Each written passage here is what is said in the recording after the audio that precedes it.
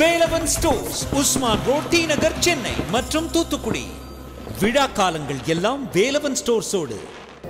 Captain Vijayakanth இன்றைக்கு தமிழ்நாடு மட்டுமல்லாமல் தமிழர்கள் வாழ்கின்ற பல்வேறு நாடுகளில் இந்த திரைக்கலைஞனுக்கு ஏழை எளிய மக்களின் உள்ளம் கவர்ந்த ஒரு மாபெரும் மனிதநேய மாந்தநேய பற்றாளர் அவர்களுக்கு உலக தமிழர்கள் ஒன்று கூடி தங்கள் வீர வணக்கத்தை பதிவு செய்து கொண்டிருக்கிறார்கள். கேப்டன் விஜயகாந்த் அவர்கள் தேமுதிகவை தொடங்கி மிகப்பெரிய அளவில் வளர்ந்து வந்த தருணத்தில் நான் பாட்டாளி மக்கள் கட்சியினுடைய இணை பொதுச் செயலராக இருந்து அரசியல் ரீதியாக பல்வேறு முரண்பட்ட கருத்துக்களை கேப்டன் அவரோடு நான் தேர்தல் களங்களில் மேடைகளிலே முரண்பட்டு பேசியிருக்கிறேன்.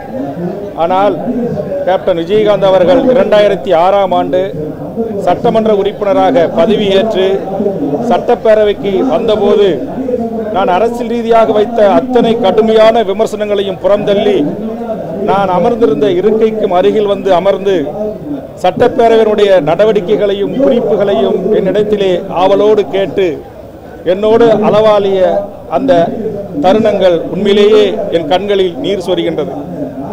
வாழ்ந்த காலத்தில் பல்லாயிரக்கணக்கான கலைஞர்களையும் தன் தொண்டர்களையும் தன் அன்பால் தன் பாசத்தால் தன்னுடைய நடிப்பு திறமையினால் தன் பக்கம் ஈர்த்த ஒரு மகத்தான கலைஞன் கேப்டன் விஜயகாந்த்.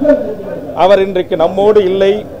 அவரை பிரிந்து வாடுகின்ற அவருடைய துணைவியார் திருமதி பிரேமலதா விஜயகாந்த் அவர்களுக்கும் 2 மகன்களுக்கும் அருமை நண்பர் சுதீஷ் உள்ளிட்ட குடும்பத்தாருக்கும் அவரை பிரிந்து இன்றைக்கு கண்ணீர் கடலிலே தமிழ்நாடு முழுவதும் இருந்து திரண்டு வந்து அவருக்கான இறுதி மரியாதையை செய்து கொண்டிருக்கிற லட்சோபலட்ச தேமுதிகவினுடைய தொண்டர்களுக்கும் எமது தமிழக வாழ்வுரிமை கட்சியின் சார்பாக ஆழ்ந்த இரங்கலை பதிவு செய்கிறேன்.